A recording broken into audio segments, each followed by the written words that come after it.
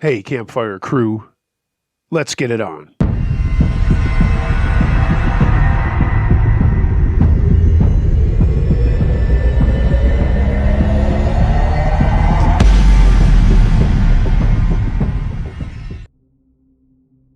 What Lies Beneath by Palladia.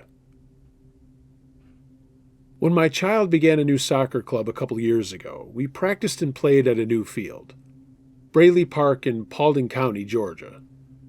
The route from our house in the exurbs of Atlanta takes us through a location that's seen multiple historic events, which led me to revisit a terrible news event from my high school years, way back in 1977.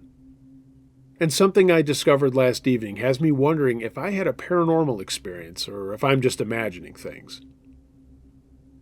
On the way to soccer, we passed New Hope Church, just one of the many Civil War battlefields and skirmish sites that mark the area around the northwest ATL suburbs and exurbs. New Hope was a heavily wooded area where 16,000 Union troops engaged 4,000 Confederates on May 25, 1864. Just over 2,000 men died there, with the Union losing 1,665 of them. It was a rebel victory that day in spite of the Yankees' huge advantage in numbers.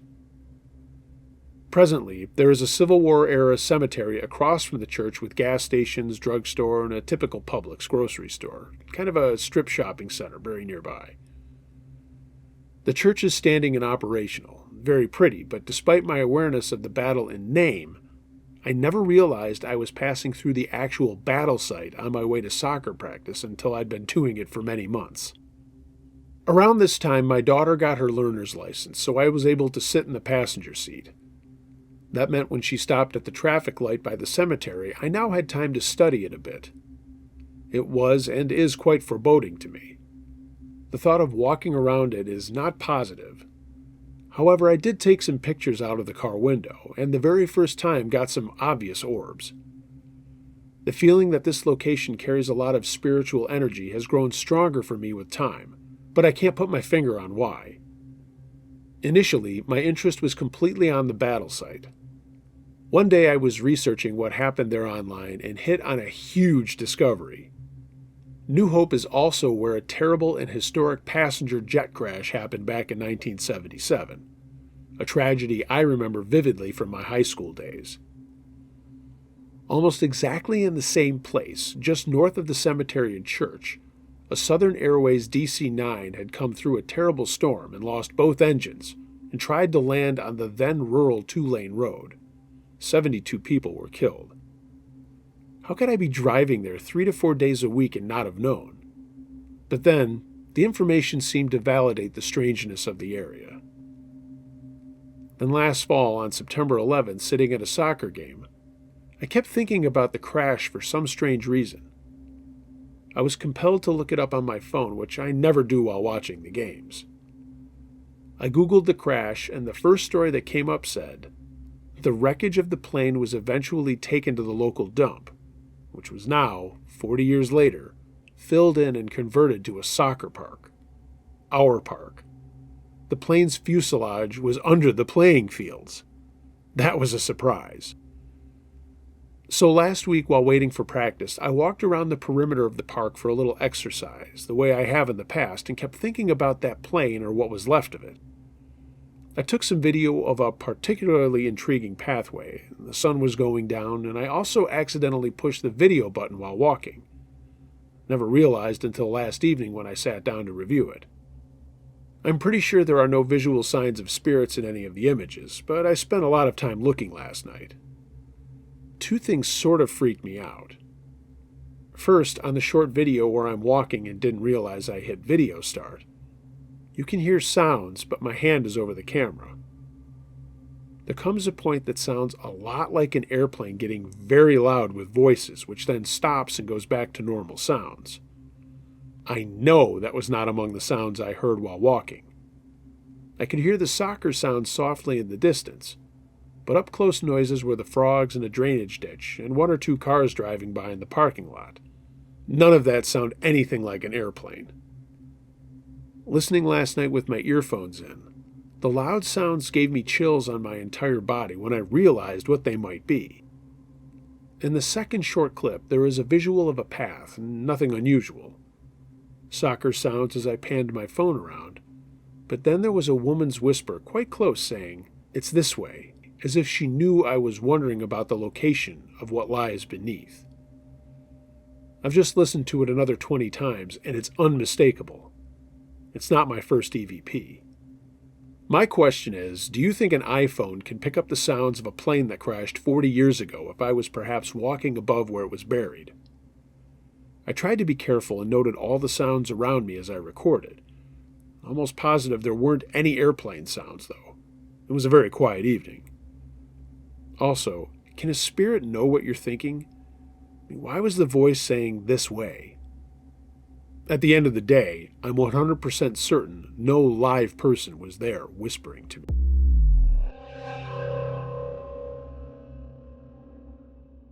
The Creepy Yellow House on North Main Street by Virulent Peach. I've experienced many events I believe to be paranormal throughout my life, and I hesitated to write about this one because my memories of this house are very dark. I've tried to block them out over the years, but I'm unable to because I have such vivid memories of this house and my experiences inside of it.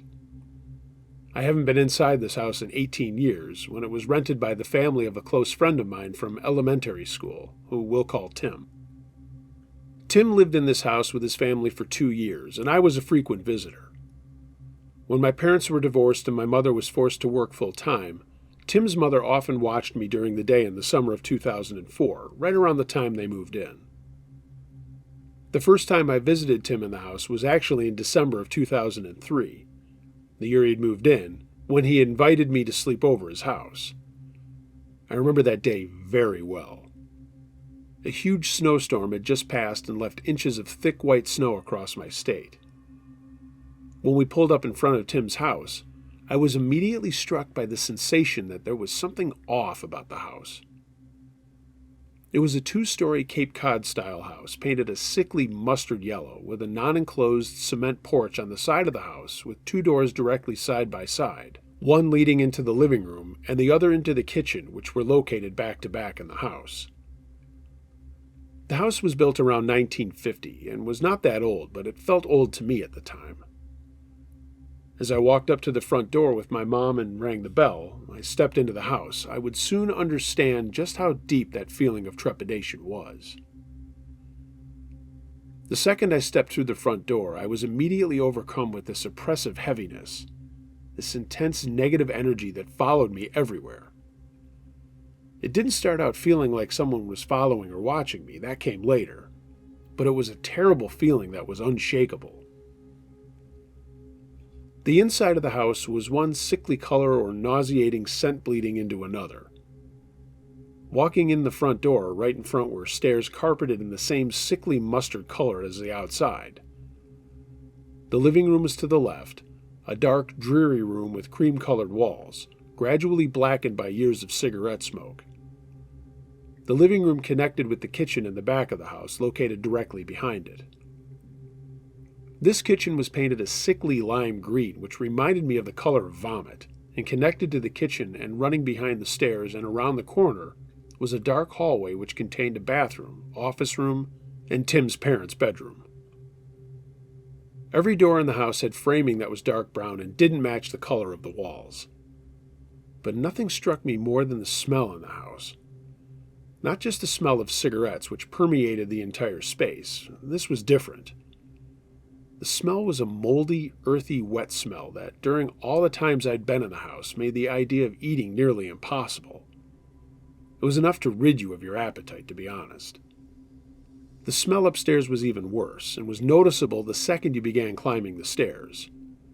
I have no idea what it was or how to even describe it, but it permeated every space upstairs and felt like it was emanating from the depths of the house. It was a sharper, moldy smell that made you feel like you needed to sneeze. While these smells were likely not paranormal, they certainly contributed to the unshakable feeling of wrongness in the house, and it would only get worse. That night, Tim and I had been playing in the snow and had come back inside while his parents were watching a movie in their room. I remember us walking into the dark kitchen and seeing an old cuckoo clock on the wall and feeling like the second I stepped into the kitchen from outside, there was something glaring at me from the back hallway. I couldn't see anything, but when I looked down the hallway, I got this intense headache and felt dizzy. I tried not to think about it the rest of the evening, but I felt deeply uncomfortable. I remember little else about that particular evening other than being afraid, for no reason obvious to me, of the downstairs hallway all night long. It just had this oppressive feeling, like when you stood in the kitchen looking down the hallway or sat in the living room sofa, you could see into the hallway that was just full of negative energy. Tim had a dog which refused to go down that hallway and would always stop at the beginning of it, right near where the basement door was. He would just stand there. Nothing could entice him into the hallway, and this bothered Tim's parents because their room was at the end of the hallway, and they hoped the dog would go into their room. He never did. And that smell downstairs was strongest in the hallway, seemingly emerging from the basement. The next summer, I spent a lot of time in the house when Tim's mother would babysit me regularly when my mom was working. This is when the actual experiences began. One day I was sitting in the kitchen at the table with Tim's mother and little sister Jennifer, who must have been around 6 at the time.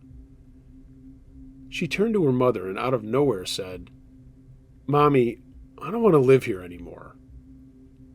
Her mother asked her why, and her answer terrified me. She said, "Mom, there's a shadow in the house. I see it all the time. It scares me, Mommy. I just saw it over there." And she pointed toward the hallway. My heart began racing, and I turned and looked down the hallway. Immediately, every hair on my body stood on end, and I felt this heavy wave of resistance on my entire body.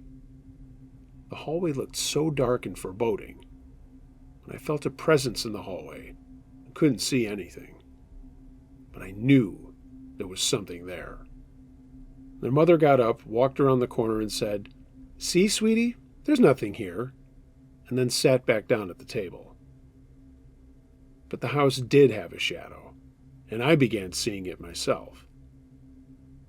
One night I stayed over and was sleeping on the downstairs sofa, facing toward the door to the kitchen with full visibility into the creepy hallway. I remember waking up for no reason, and it was pitch black out, but I could just see enough to know where things were located. Suddenly, I saw a dark shadow glide from the kitchen down the hallway and into the bathroom, and shortly after, the dog, who had been sleeping on the kitchen floor apparently, stood at the start of the hallway and began growling aggressively. Then he slowly backed away into the kitchen. This absolutely terrified me. I covered my head with the covers and struggled to get to sleep the rest of the night. The only bathroom in the house was located in that hallway, and I refused to go to the bathroom all night, even when I needed to. But thankfully that night I was able to make it until morning. There would be other times in the house when I would be sitting in the living room, the kitchen, and one of the upstairs rooms, anywhere, and I would see movement out of the corner of my eye, with a dark flash just going by and then disappearing. Other times I would actually see the shadow gliding out of one room and into another, or right past a person who had their back turned to it. By now, everyone had just tried to pretend they didn't see it and wouldn't speak of it, but everyone knew it was there. It didn't have a face or a particular form, but it was of human height, just a partially see-through mass of darkness that glided around. I tried not to stare at it, and I certainly never followed it, but it would appear at random times and then disappear. I always wonder where its lair was, where it was when we didn't see it, just so I could avoid that place. Another time, I woke up to the blasting screech of the smoke detector, followed by Tim's father running out of the bedroom from the hallway, and he ran into every room in the house to make sure there was no fire. He shouted from upstairs that there was no fire, and then ran into the basement to check down there. Nervously, I followed him to the top of the stairs and stared down. The basement stairs appeared to descend into complete darkness, with cobwebs everywhere and that stench of rotting wood. He shouted that there was no fire, but he couldn't get the sound of the smoke detector to stop. He unscrewed all of them from the ceiling and put them down on a countertop, and then it finally stopped. That experience shook me. Other unnerving experiences plagued me throughout that summer. One time, a group of our friends were at the house having gone to a local water park, and when we came back we were changing into our regular clothes. I was in the bathroom changing, and my friends were outside in the hallway waiting for it to be their turn to change. The door was locked, and I could hear everyone talking, when all of a sudden the door just swung wide open. The knob didn't turn. There was no attempt to push the door open. It just swung open as if it had never been fully closed. I immediately grabbed a towel and covered myself with it, and everyone just stood there shocked. No one knew what happened. Another time, I got locked in that bathroom and couldn't get out, which made no sense because the door locked from the inside. But the knob wouldn't turn, and I couldn't get the door open. Eventually, it just released itself and I got out. This other time, I slept over and woke up in the morning not knowing what time it was. Normally, I figured by that time people were up and awake, but this time there wasn't a sound. I went upstairs and Tim wasn't in his bed, and I knew that his sister was going to be at a friend's house that day. So I went back downstairs and sat on the sofa. And that's when I heard a noise in the bedroom that sounded like movement in Tim's parents' bedroom. I saw in the kitchen that it was 10 a.m., and I breathed a big sigh and forced myself to go down the dark, foreboding hallway to knock on the parents' door. I could hear movement that sounded like the closet door opening and closing, and dresser drawers opening and closing, people whispering, but I couldn't hear what they were saying. I knocked on the door, and suddenly all of the sounds stopped, and then I heard the kitchen door open. Tim and his parents came into the kitchen and said, "Oh, you finally woke up. We didn't want to wake you up. You were so sound asleep." I immediately shouted that someone was in their room. Tim's father pushed past me, opened the door. Sure enough, no one was in there and nothing was out of place. So creepy. Another event that puzzled me and freaked me out was when we celebrated Tim's sister Jennifer's birthday. She couldn't blow out the candles on her cake, and they weren't those prank candles that no matter how many times you just try, you can't blow them out. So when she struggled to blow out the candles and kept blowing, they just wouldn't go out. Everyone was shocked. The final time she tried, they almost entirely blew out, but then the flames came back full force, as if just lit, but then suddenly went out all at once. It was very unsettling. Soon after, both siblings began to have nightmares about the house catching fire. Tim recalled one nightmare where he was in the living room and was unable to get out because the fire was engulfing the entire room and blocking all the exits. And when he turned to run out of the curiously placed side door which led to the porch, it wasn't there. They moved out of the house later that year, and over time, Tim and I grew apart. I haven't spoken to him in many, many years, but I have driven by the house, and every time I do, I get the same shivery feeling all over again. I don't know what happened there, and I did not piece this together as a child, but looking back now, I suspect it had something to do with a fire, because of the multiple events. The strange placement of doors from the porch with one likely added later, the smoke alarm thing, the candles, and then the nightmares about fire, all pointed in that direction.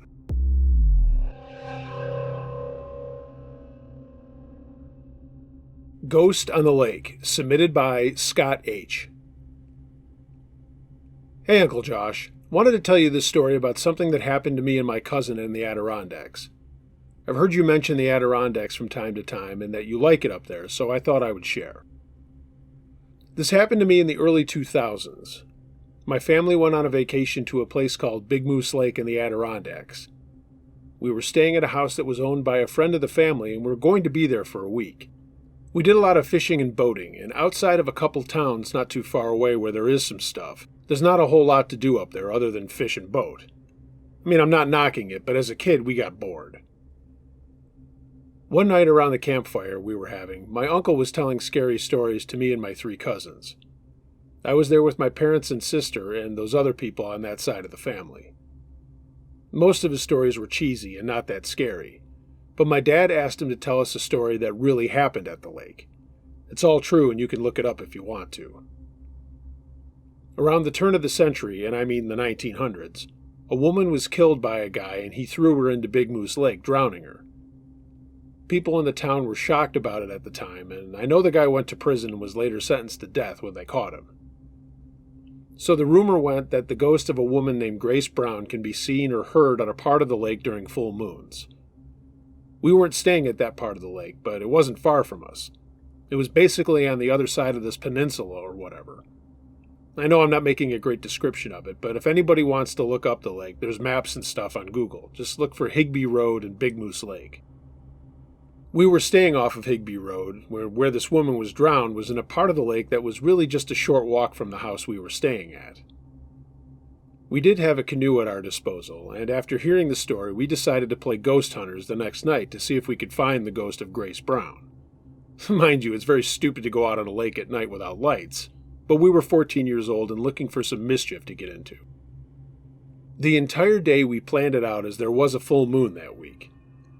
When no one was paying attention, we snuck the canoe down the road and through some woods and left it on the bank of the water so we could get into it at night without making a whole lot of noise. We waited until everyone had gone to sleep and we faked that we were sleeping, but then as quiet as we could, we snuck out of the house and made our way by flashlight back to the canoe. Of course, we were a little freaked out even though I don't really believe in ghosts, but it gets very quiet up there at night and you could only hear loons and stuff like that. Most people don't drive their boats around on the lake at night. At least they didn't when I was there. People just had fires and parties or whatever. My cousin, I'll call him Jeff, was worried about bears because bears abound in that area. And we didn't see any, but it just added to the spookiness of everything. We finally got to the canoe and got it into the water as quietly as we could. There were some houses around, but we didn't notice any lights, and during the day when we brought the canoe over, we checked around and it didn't look like anyone was staying in them at all. So, in the moonlight, we paddled out onto the water, and my cousin asked what we should do. I said maybe we should just whisper the name Grace Brown a few times and see if we could get any results. I know this sounds so stupid, and we were just kids, just trying to have some fun. After a while of nothing happening, I started laughing. The whole thing was totally absurd, and we started making fun of the entire situation rather than just being scared. So, of course, now we're cracking jokes about Grace Brown and about how ugly she probably was and other terrible things that no one should say about dead people. I mean, we were just being total asshats. We decided to turn around and go back to the shore, and that's when I heard a faint noise off to my left. It sounded like something was in the water. I mentioned it to Jeff, and we were quiet for a minute, and he said it was probably just a loon or something. But then it sounded not like thrashing and not like swimming, but someone just treading water. There's no way anyone would have been out there swimming in the middle of the night, so we ruled that out pretty fast. We listened again, and that's when we heard a faint voice say, "I'm right here." I heard it as clear as day. It was faint, but it was there. A female voice saying, "I'm right here." We looked at each other in the dark, only in the moonlight, and I said, "No way." Jeff said, "Dude, I heard it and you heard it." We continued to hear the sound of treading water, and then a little bit louder, the same female voice saying, "I'm right here." I looked all around, as did Jeff, and we didn't see anything. But Jeff suddenly rocked in the canoe and said, "Holy shit, get out of here, get out of here, get out of here." I asked what the hell he was talking about, and he almost yelled out, which I told him to shut up. Just let's get out of here. And he said, "I see it, I see it." I didn't question him and just started paddling the canoe, and he did too. We made it back to shore in record time. We pulled the canoe up onto land, and I said, "What the hell did you see?" To this day, he swears on his grandmother's grave that he saw a figure of a woman all in white standing on the water, maybe 20 yards from us. I never saw it, and I'm not totally sure he did, but the fact that we did hear someone saying, "I'm right here," and his vision or whatever. Well, that was enough for us to just get back to the house and get into bed. We snuck back in and didn't get busted, and the next day we went to get the canoe. Thank God it was still there. We just stood there looking out across the water where people were now starting to water ski and stuff. We talked about it the rest of the week and eventually told my dad and uncle. At first they were unbelievably pissed off that we had done what we had done and gone out on the water in the middle of the night without telling anyone. But when we told them about the ghost, they just started laughing. We told them we were serious, but they just brushed us off and said that if we pulled a stunt like that again, we would be confined to the house for the rest of the week.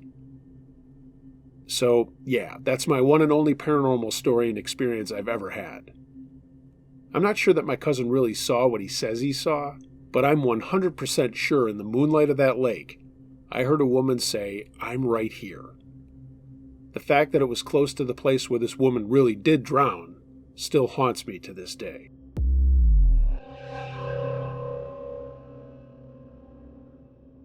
Hey gang, really happy that I found that story about Grace Brown for a couple of reasons.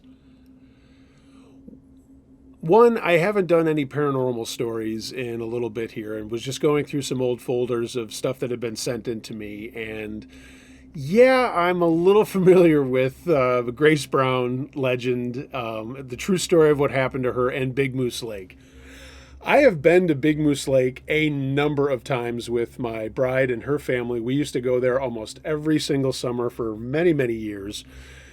As a matter of fact, right on South Bay where Grace Brown did actually drown in 1906. I mean, literally, there is a dock at the place that we had where we had my father-in-law's boat, whatever one we had, the sailboat or his powerboat. And I've been out on that lake. There's a little lean-to at the place that we stayed at. And just, I would go out there all the time at night, doing my, I'm going to go find Grace Brown too. So it's really funny that you idiots did the same thing.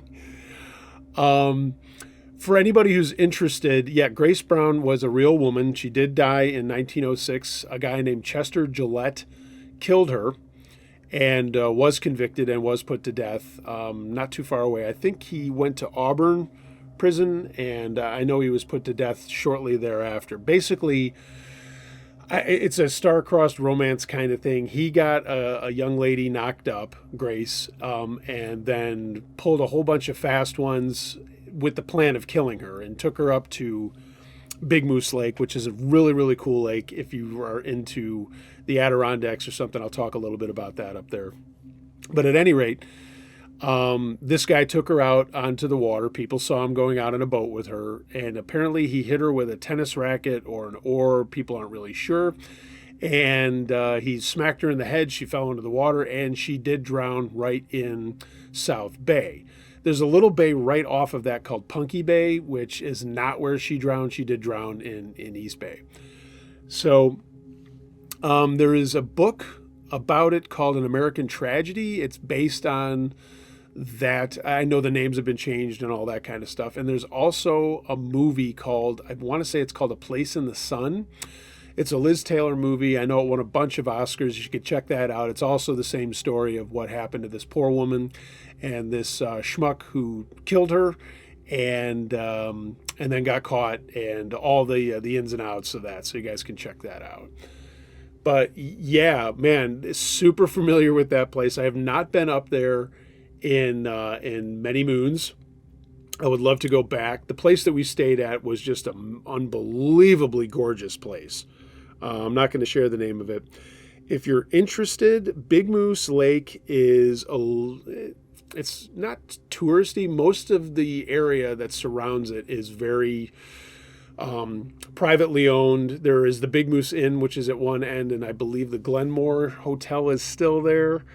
There is a really cool marina, Dunn's Marina, and it's a really awesome place. If you ever want to go up to the Adirondacks, it's not too far from Old Forge and Inlet, and then there's the Chain Lakes right there, 4th, 5th, 6th Lake. All those lakes are there. Well, 1st through 6th Lake is also not too far from there. And in Old Forge is very, very touristy. There's lots of little restaurants and shops and stuff like that. But Yeah, so man, I have been there, done that. And man, I do love the Adirondacks. I don't love, I mean, I love Algonquin Provincial Park up in Toronto, or north of Toronto, up in Ontario, a little better just because there's way more wildlife and there's not as many people. But really appreciate you sending that in. Brings back a ton of memories. I'm going to probably go through photos now and look at all the cool stuff that I would do up there. Lots of boating, fishing, and just hanging out with family. And I would ride my mountain bike. Lots of places to hike. It is a cool place. But yeah, Grace Brown, God rest her soul. She did die there. I never saw or heard anything silly. The only downside of it is in that same area, unfortunately, a gentleman that we did rent our place from, I know his wife, his widow, is still alive. She's a wonderful woman. He was a wonderful guy. He did die in a boating accident 6 or 7 years ago, again, right in that same area of South Bay. He was out in a boat coming back from a friend's on the other side of the lake at night, no lights, and a young kid in another boat ran into him, didn't see him, and unfortunately, I'm not going to use his last name, but Tim did drown in the lake not too far from where Grace Brown did. So 2 sad tragedies that really did happen. But I thought I would share my little slice of Grace Brown lore, and the fact that, yeah, the place that we stayed at was, I mean, literally right across, somewhere in that bay, not far from this place, is where Grace Brown died. So again, thanks so much for sharing your story. But what a tragedy. But did you guys really see something? Who knows, right? I can't say one way or for the other. One way for sure, this way, that way, whatever. But, an interesting scare and an interesting story that you'll always have. Thanks again for submitting it. And again, everybody, thanks for listening to this episode of Uncle Josh's True Scary Stories. If you have a story of any nature that is creepy, scary, messed up, whatever, please send it to unclejoshtruescarystories@gmail.com. I read them all. If you haven't already, like my channel, follow my podcast. You can get them on all the platforms that you get all of your other podcasts. Share the channel, send a comment in. I will get back to you as soon as I can. And of course, if you want to support the channel on a higher level, find me on Patreon. Again, I've said this a million times. I am so bad about social media. I've got so much other stuff going on. But I will promise to post more. Twitter, Facebook, Instagram, all that kind of stuff.